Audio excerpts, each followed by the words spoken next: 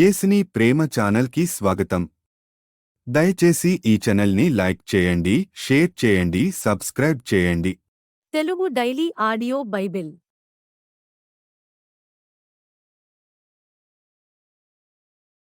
ఆదికాండము 42వ అధ్యాయము. ధాన్యము ఐగుప్తులో నున్నదని యాకోబు తెలుసుకొనినప్పుడు, మీరేల ఒకరి ముఖము ఒకరు చూచుచున్నారని తన కుమారులతో అనెను. మరియు అతడు, చూడుడి, ఐగుప్తులో ధాన్యమున్నదని వింటిని, మనము చావక బ్రతుకున్నట్లు మీరు అక్కడికి వెళ్లి మన కొరకు అక్కడి నుండి ధాన్యము కొనుక్కొని రండని చెప్పగా, యోసేపు 10 మంది అన్నలు ఐగుప్తులో ధాన్యము కొనబోయిరి. అయినను ఇతనికి హాని సంభవించునేమో అని యాకోబు యోసేపు తమ్ముడగు బెన్యామీనును అతని అన్నలతో పంపినవాడు కాడు. కరువు కానాను దేశంలో ఉండెను గనుక ధాన్యము కొనవచ్చిన వారితో కూడా ఇశ్రాయేలు కుమారులను వచ్చిరి. అప్పుడు యోసేపు ఆ దేశమంతటి మీద అధికారి అయి ఉండెను. అతడే ఆ దేశ ప్రజలందరికీ ధాన్యం అమ్మకం చేయవాడు గనుక యోసేపు సహోదరులు వచ్చి ముఖములు నేలను మోపి అతనికి వందనము చేసిరి. యోసేపు తన సహోదరులను చూచి వారిని గుర్తుపట్టి వారికి అన్యుని వలె కనబడి వారితో కఠినముగా మాట్లాడి, మీరెక్కడి నుండి వచ్చితిరని అడిగెను. అందుకు వారు, ఆహారము కొనుటకు కనాను దేశం నుండి వచ్చితిమన్రి. యోసేపు తన సహోదరులను గుర్తుపట్టెను, కాని వారతని గుర్తుపట్టలేదు. యోసేపు వారిని గూర్చి తాను కనిన కలలు జ్ఞాపకం చేసుకుని, మీరు వేగులవారు, ఈ దేశము గుట్టు తెలుసుకొన వచ్చితిరని వారితోననగా, వారు, లేదు ప్రభువా, నీ దాసులమైన మేము ఆహారము కొనుటకే వచ్చితిమి. మేమందరము ఒక్క మనుష్యుని కుమారులము. మేము యథార్థులమే గాని నీ దాసులమైన మేము వేగులవారము కామని అతనితో చెప్పిరి. అయితే అతడు, లేదు, ఈ దేశము గుట్టు తెలుసుకొనుటకే వచ్చితిరని వారితో అనెను. అందుకు వారు, నీ దాసులమైన మేము 12 మంది సహోదరులము, కనాను దేశంలోనున్న ఒక్క మనుషుని కుమారులము. ఇదిగో కనిష్ఠుడు నేడు మా తండ్రి యొద్ద ఉన్నాడు, ఒకడు లేడు అని ఉత్తరమిచ్చిరి. అయితే యోసేపు, మీరు వేగుల వారని నేను మీతో చెప్పిన మాట నిజమే. దీనివలన మీ నిజము తెలియబడును. ఫరో జీవము తోడు మీ తమ్ముడు ఇక్కడికి వచ్చితేనే గాని మీరు ఇక్కడ నుండి వెళ్ళకూడదు. మీ తమ్ముని తీసుకుని వచ్చుటకు మీలో ఒకని పంపుడి. అయితే మీరు బంధింపబడి ఇందురు. అట్లు మీలో సత్యమున్నదో లేదో మీ మాటలు శోధింపబడును. లేని ఎడల ఫరో జీవము తోడు మీరు వేగుల వారని చెప్పి వారిని 3 దినములు చెరసాలలో వేయించెను. 3వ దినమున యోసేపు వారిని చూచి, నేను దేవునికి భయపడువాడను, మీరు బ్రతుకున్నట్లు దీని చేయుడి. మీరు యథార్థవంతులైతిరా? మీ సహోదరులలో ఒకడు ఈ చెరసాలలో బంధింపబడవలెను. మీరు వెళ్లి మీ కుటుంబముల కరువు తీరుటకు ధాన్యము తీసుకొని పోవుడి. మీ తమ్ముని నా యొద్దకు తీసుకుని రండి. అట్లు మీ మాటలు సత్యమైనట్టు కనబడును గనుక మీరు చావరని చెప్పెను. వారట్లు చేసిరి. అప్పుడు వారు, నిశ్చయముగా మన సహోదరుని ఎడల మనము చేసిన అపరాధమునకు శిక్ష పొందుచున్నాము. అతడు మనలను బతిమాలు కొనినప్పుడు మనం అతని వేదన చూచియు వినకపోతిమి. అందువలన ఈ వేదన మనకు వచ్చినని ఒకనితో ఒకడు మాట్లాడుకొనిరి. మరియు రూబేను, ఈ చిన్నవాని ఎడల పాపము చేయకుడని నేను మీతో చెప్పలేదా? అయినను మీరు వినరైతిరి గనుక అతని రక్తాపరాధము మన మీద మోపబడుచున్నదని వారికుత్తరమిచ్చెను. అయితే ద్విభాషి వారి మధ్య నుండెను గనుక తన మాట యోసేపు గ్రహించునని వారు తెలుసుకొనలేదు. అతడు వారి యొద్ద నుండి అవతలకు పోయి ఏడ్చి మరలా వారి యొద్దకు వచ్చి వారితో మాట్లాడి వారిలో షిమ్యోనును పట్టుకుని వారి కన్నులెదుట అతని బంధించెను. మరియు యోసేపు వారి గోనెలను ధాన్యముతో నింపుటకును, ఎవరి రోకలు వారి గోనెలో తిరిగి ఉంచుటకును, ప్రయాణము కొరకు భోజన పదార్థములు వారికిచ్చుటకును ఆజ్ఞ ఇచ్చెను. అతడు వారి ఎడల నిట్లు జరిగించెను. వారు తాము కొనిన ధాన్యమును తమ గాడిదల మీద ఎక్కించుకొని అక్కడ నుండి వెళ్లిపోయిరి. అయితే వారు దిగిన చోట ఒకడు తన గాడిదకు మేత పెట్టుటకై తన గోనె విప్పినప్పుడు అతని రోకలు కనబడెను. అవి అతని గోనె మూతిలో ఉండెను. అప్పుడతడు, నా రోకలు తిరిగి ఇచ్చివేసినారు, ఇదిగో ఇవి నా గోనెలోనే ఉన్నవని తన సహోదరులతో చెప్పెను. అంతట వారు గుండె చెదరిన వారై జడిసి, ఇదేమిటి, దేవుడు మనకిట్లు చేసినని ఒకరితో ఒకడు చెప్పుకొనిరి. వారు కనాను దేశమందున్న తమ తండ్రి అయిన యాకోబునొద్దకు వచ్చి తమకు సంభవించినది యావత్తును అతనికి తెలియచేసిరి. ఎట్లనగా ఆ దేశమునకు ప్రభువైన వాడు మాతో కఠినముగా మాట్లాడి, మేము ఆ దేశమును వేగుచూడ వచ్చిన వారమని అనుకొనెను. అప్పుడు మేము యథార్థవంతులము, వేగుల వారము కాము, 12 మంది సహోదరులము, ఒక తండ్రి కుమారులము, ఒకడు లేడు, మా తమ్ముడు నేడు కనాను దేశమందు మా తండ్రి యొద్ద ఉన్నాడని అతనితో చెప్పితిమి.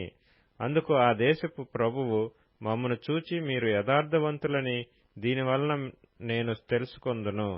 మీ సహోదరులలో ఒకనిని నా యొద్ద విడిచిపెట్టి మీ కుటుంబములకు కరువు తీరునట్లు ధాన్యము తీసుకొనిపోయి నా యొద్దకు ఆ చిన్నవాని తోడుకొని రండి. అప్పుడు మీరు యథార్థవంతులే గాని వేగులవారు కారని నేను తెలుసుకొని మీ సహోదరుని మీకు అప్పగించెదను. అప్పుడు మీరు ఈ దేశమందు వ్యాపారం చేసుకొనవచ్చునని చెప్పిననిరి. వారు తమ గోనెలను కుమ్మరించినప్పుడు ఎవరి రోకల మూట వారి గోనెలో ఉండెను. వారును వారి తండ్రియు ఆ రోకల మూటలు చూచి భయపడిరి. అప్పుడు వారి తండ్రి అయిన యాకోబు వారిని చూచి, మీరు నన్ను పుత్రహీనునిగా చేయుచున్నారు. యోసేపు లేడు, షిమ్యోను లేడు, మీరు బెన్యామీనును కూడా తీసుకొనపోవుదురు. ఇవన్నీ నాకు ప్రతికూలముగా ఉన్నవని వారితో చెప్పెను. అందుకు రూబేను, నేనతని నీ యొద్దకు తీసుకుని రాని ఎడల నా 2 కుమారులను నీవు చంపవచ్చును. అతని నా చేతికి అప్పగింపుము, అతని మరలా నీ యొద్దకు తీసుకుని వచ్చి అప్పగించెదనని తన తండ్రితో చెప్పెను. అప్పుడు అతడు, నా కుమారుని మీతో వెళ్లనీయను. ఇతని అన్న చనిపోయెను, ఇతడు మాత్రమే మిగిలియున్నాడు. మీరు పోవు మార్గమున ఇతనికి హాని సంభవించిన ఎడల నెరసిన వెంట్రుకలు కల నన్ను మృతుల లోకములోనికి దుఃఖముతో దిగిపోవునట్లు చేయుదురని చెప్పెను. ఆదికాండము 43వ అధ్యాయము. ఆ దేశమందు కరువు భారముగా ఉండెను గనుక వారు ఐగుప్తు నుండి తెచ్చిన ధాన్యము తినివేసిన తరువాత వారి తండ్రి, మీరు మరలా వెళ్లి మన కొరకు కొంచెము ఆహారము కొనుడని వారితో అనగా, యూదా అతని చూచి, ఆ మనుష్యుడు మీ తమ్ముడు మీతో ఉంటేనే గాని మీరు నా ముఖము చూడకూడదని మాతో గట్టిగా చెప్పెను. కాబట్టి నీవు మా తమ్ముని మాతో కూడా పంపిన ఎడల మేము వెళ్లి నీ కొరకు ఆహారము కొందుము. నీవు వానిని పంపనొల్లని ఎడల మేము వెళ్ళము. ఆ మనుష్యుడు, మీ తమ్ముడు మీతో లేని ఎడల మీరు నా ముఖము చూడకూడదని మాతో చెప్పెననెను. అందుకు ఇశ్రాయేలు, మీకు ఇంకొక సహోదరుడు కలడని మీరు ఆ మనుష్యునితో చెప్పి నాకు ఇంత శ్రమ కలుగచేయనేలా అనగా, వారు ఆ మనుష్యుడు మీ తండ్రి ఇంకా సజీవుడై ఉన్నాడా, మీకు సహోదరుడు ఉన్నాడా అని మమ్మను గూర్చియు మా బంధువులను గూర్చియు ఖండితముగా అడిగినప్పుడు మేము ఆ ప్రశ్నలకు తగినట్టు అతనికి వాస్తవము తెలియచెప్పితిమి. మీ సహోదరుని తీసుకుని రండని అతడు చెప్పునని మాకెట్లు తెలియననిరి. యూదా తన తండ్రి అయిన ఇశ్రాయేలును చూచి, ఆ చిన్నవాణ్ణి నాతో కూడా పంపుము, మేము లేచి వెళ్ళుదుము. అప్పుడు మేమే కాదు నీవును మా పిల్లలను చావక బ్రతుకుదుము. నేను అతని గూర్చి పూటబడుదును, నీవు అతని గూర్చి నన్ను అడగవలెను. నేను అతని తిరిగి నీ యొద్దకు తీసుకుని వచ్చి నీ ఎదుట నిలవబెట్టని ఎడల ఆ నింద నా మీద ఎల్లప్పుడూ ఉండును. మాకు తడవు కాకపోయిన ఎడల ఈ పాటికి 2వ మారు తిరిగి వచ్చియుందుమని చెప్పగా, వారి తండ్రి అయిన ఇశ్రాయేలు వారితో, అట్లైనా మీరిలాగు చేయుడి. ఈ దేశమందు ప్రసిద్ధములైనవి అనగా కొంచెము మస్తకి, కొంచెము తేనె, సుగంధ ద్రవ్యములు, బోళము, పిస్తాచకాయలు, బాదముకాయలు మీ గోనెలలో వేసుకుని ఆ మనుష్యునికి కానుకగా తీసుకుని పోవుడి. రెట్టింపు రోకలు మీరు తీసుకొనిడి. మీ గోనెల మూతిలో ఉంచబడి తిరిగి వచ్చిన రోకలు కూడా చేతపట్టుకొని పోయి మరలా ఇచ్చివేయుడి. ఒకవేళ అది పొరబాటై ఇండును, మీ తమ్ముని తీసుకొని లేచి ఆ మనుష్యుని యొద్దకు తిరిగి వెళ్ళుడి. ఆ మనుష్యుడు మీ ఇతర సహోదరుని బెన్యామీనును మీకు అప్పగించినట్లు సర్వశక్తుడైన దేవుడు ఆ మనుష్యుని ఎదుట మిమ్మును కరుణించునుగాక. నేను పుత్రహీనుడనై ఉండవలసిన ఎడల పుత్రహీనుడనగుదునని వారితో చెప్పెను. ఆ మనుష్యులు ఆ కానుకను తీసుకొని చేతులలో రెట్టింపు రోకలను తమ వెంట బెన్యామీనును తీసుకుని లేచి ఐగుప్తునకు వెళ్లి యోసేపు ఎదుట నిలిచిరి. యోసేపు వారితోనున్న బెన్యామీనును చూచి తన గృహ నిర్వాహకునితో, ఈ మనుషులను ఇంటికి తీసుకొని పోయి ఒక వేటను కోసి వంట సిద్ధము చేయించుము. మధ్యాహ్నమందు ఈ మనుషులు నాతో భోజనం చేయుదురని చెప్పెను. యోసేపు చెప్పినట్లు అతడు చేసి ఆ మనుషులను యోసేపు ఇంటికి తీసుకొని పోయెను. ఆ మనుషులు యోసేపు ఇంటికి రప్పింపబడినందున వారు భయపడి, మొదట మన గోనెలలో తిరిగి పెట్టబడిన రోకల నిమిత్తము అతడు మన మీదికి అకస్మాత్తుగా వచ్చి మీదపడి మనలను దాసులుగా చెరపట్టి మన గాడిదలను తీసుకొనుటకు లోపలికి తెప్పించననుకొనిరి. వారు యోసేపు గృహ నిర్వాహకుని యొద్దకు వచ్చి ఇంటి ద్వారమున అతనితో మాట్లాడి, అయ్యా, ఒక మనవి. మొదట మేము ఆహారము కొనుటకే వచ్చితిమి. అయితే మేము దిగిన చోటికి వచ్చి మా గోనెలను విప్పినప్పుడు, ఇదిగో మా రోకల తూనికకు సరిగా ఎవరి రోకలు వారి గోనెమూతిలో నుండెను. అవి చేత పట్టుకుని వచ్చితిమి. ఆహారము కొనుటకు మరి రోకలను తీసుకుని వచ్చితిమి. మా రోకలను మా గోనెలలోనెవరు వేసిరో మాకు తెలియదని చెప్పిరి. అందుకతడు, మీకు క్షేమమగునుగాక, భయపడకుడి. మీ పితరుల దేవుడైన మీ దేవుడు మీకు మీ గోనెలలో ధనమిచ్చెను. మీ రోకలు నాకు ముట్టినవని చెప్పి షిమ్యోనును వారి యొద్దకు తీసుకొని వచ్చెను. ఆ మనుష్యుడు వారిని యోసేపు ఇంటికి తీసుకొని వచ్చి వారికి నీళ్లియగా వారు కాళ్లు కడుక్కుకొనిరి. మరియు అతడు వారి గాడిదలకు మేత వేయించెను. అక్కడ తాము భోజనం చేయవలనని వినిరి గనుక మధ్యాహ్నమందు యోసేపు వచ్చు వేళకు తమ కానుకను సిద్ధము చేసిరి. యోసేపు ఇంటికి వచ్చినప్పుడు వారు తమ చేతులలోనున్న కానుకను ఇంటిలోనికి తెచ్చి అతనికిచ్చి అతనికి నేలను సాగిలపడిరి. అప్పుడు, మీరు చెప్పిన ముసలివాడైన మీ తండ్రి క్షేమముగా ఉన్నాడా, అతడు ఇంకా బ్రతికియున్నాడా అని వారి క్షేమ సమాచారం అడిగినందుకు వారు, నీ దాసుడైన మా తండ్రి ఇంకా బ్రతికియున్నాడు, క్షేమంగానున్నాడని చెప్పి వంగి సాగిలపడిరి. అప్పుడు అతడు కన్నులెత్తి తన తల్లి, కుమారుడును తన తమ్ముడైన బెన్యామీనును చూచి, మీరు నాతో చెప్పిన మీ తమ్ముడు ఇతడేనా అని అడిగి, నా కుమారుడా, దేవుడు నిన్ను కనికరించునుగాక అనెను. అప్పుడు తన తమ్ముని మీద యోసేపునకు ప్రేమ పొర్లుకొని వచ్చెను గనుక అతడు త్వరపడి ఏడ్చుటకు చోటు వెదకి లోపలి గదిలోనికి వెళ్లి అక్కడ ఏడ్చెను. అప్పుడు అతడు ముఖము కడుక్కొని వెలుపలికి వచ్చి తన్ను తాను అణచుకొని భోజనం వడ్డించుడని చెప్పెను. అతనికిని వారికిని అతనితో భోజనం చేయుచున్న ఐగుప్తీయులకును వేరువేరుగా వడ్డించిరి. ఐగుప్తీయులు హెబ్రీయులతో కలిసి భోజనం చేయరు. అది ఐగుప్తీయులకు హేయము. జ్యేష్ఠుడు మొదలుకొని కనిష్ఠుని వరకు వారు అతని ఎదుట తమ తమ ఈడు చొప్పున కూర్చుండిరి. గనుక ఆ మనుష్యులు ఒకని వైపు ఒకడు చూచి ఆశ్చర్యపడిరి. మరియు అతడు తన ఎదుట నుండి వారికి వంతులెత్తి పంపెను. బెన్యామీను వంతు వారందరి వంతు కంటే 5 అంతలు గొప్పది. వారు విందు ఆరగించి అతనితో కలిసి సంతుష్టిగా త్రాగిరి. మత్తయి సువార్త 13వ అధ్యాయం. ఆయన మరియొక ఉపమానము వారితో చెప్పెను.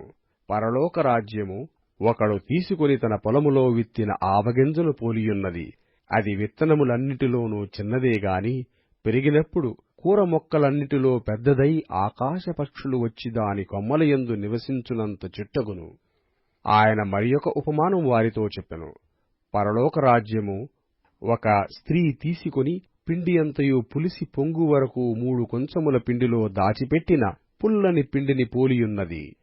నేను నా నోరు తెరిచి ఉపమానరీతిగా బోధించెదను. లోకము పుట్టినది మొదలుకొని మరుగు చేయబడిన సంగతులను తెలియజెప్పెదను అని ప్రవక్త చెప్పిన మాట నెరవేరునట్లు యేసు ఈ సంగతులన్నిటినీ జనసమూహములకు ఉపమానరీతిగా బోధించెను. ఉపమానము లేక వారికేమియూ బోధింపలేదు. అప్పుడాయన జనసమూహములను పంపివేసి ఇంటిలోనికి వెళ్లగా ఆయన శిష్యులాయన యొద్దకు వచ్చి, పొలములోని గురుగులను గూర్చిన ఉపమాన భావము మాకు తెలియజెప్పమనిరి. అందుకాయన ఇట్లనెను. మంచి విత్తనము విత్తువాడు మనుష్య కుమారుడు. పొలము లోకము. మంచి విత్తనములు రాజ్య సంబంధులు, గురుగులు దుష్టుని సంబంధులు. వాటిని విత్తిన శత్రువు అపవాది. కోత యుగ సమాప్తి. కోత కోయువారు దేవదూతలు. గురుగులు ఏలాగు కూర్చబడి అగ్నిలో కాల్చివేయబడునో అలాగే యుగ సమాప్తి యందు జరుగును. మనుష్య కుమారుడు తన దూతలను పంపును. వారాయన రాజ్యములో నుండి ఆటంకములగు సకలమైన వాటిని దుర్నీతిపరులను సమకూర్చి అగ్నిగుండములో పడవేయుదురు. అక్కడ ఏడుపును పండ్లు కొరుకుటయును ఉండును. అప్పుడు నీతిమంతులు తమ తండ్రి రాజ్యములో సూర్యుని వలె తేజరిల్లుదురు. చెవులు గలవాడు వినుగాక. పరలోక రాజ్యము పొలములో దాచబడిన ధనమును పోలియున్నది. ఒక మనుష్యుడు దాని కనుగొని దాచిపెట్టి అది దొరికిన సంతోషముతో వెళ్లి తనకు కలిగినదంతయు అమ్మి ఆ పొలమును కొనును. మరియు పరలోక రాజ్యము మంచి ముత్యములను కొన వెదుకుచున్న వర్తకుని పోలియున్నది. అతడు అమూల్యమైన యొక్క ముత్యమును కనుగొని పోయి తనకు కలిగినదంతయు అమ్మి దాని కొనును. మరియు పరలోక రాజ్యము సముద్రములో వేయబడి నానావిధములైన చేపలను పట్టిన వలను పోలియున్నది. అది నిండినప్పుడు దానిని దరికి లాగి కూర్చుండి మంచి వాటిని గంపలలో చేర్చి చెడ్డవాటిని బయట పారవేయుదురు. అలాగే యుగ సమాప్తియందు జరుగును. దేవదూతలు వచ్చి నీతిమంతులలో నుండి దుష్టులను వేరుపరిచి వీరిని అగ్నిగుండములో పడవేయుదురు. అక్కడ ఏడ్పును పండ్లు కొరుకుటయును ఉండును.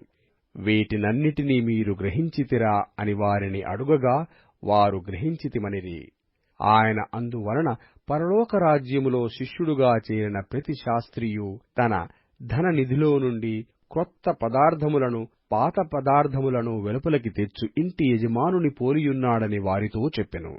యేసు ఈ ఉపమానములు చెప్పి చాలించిన తరువాత ఆయన అక్కడ నుండి వెళ్లి స్వదేశమునకు వచ్చి సమాజ మందిరములలో వారికి బోధించుచుండెను. అందువలన వారాశ్చర్యపడి ఈ జ్ఞానమును ఈ అద్భుతములను ఇతనికెక్కడ నుండి వచ్చినవి? ఇతడు వడ్లవాని కుమారుడు కాడా? ఇతని తల్లి పేరు మరియా కాదా? యాకోబు, యోసేఫు, సీమోను, యూదాయను వారు ఇతని సహోదరులు కారా? ఇతని అక్క చెల్లెండ్రందరూ మనతోనేయున్నారు కారా?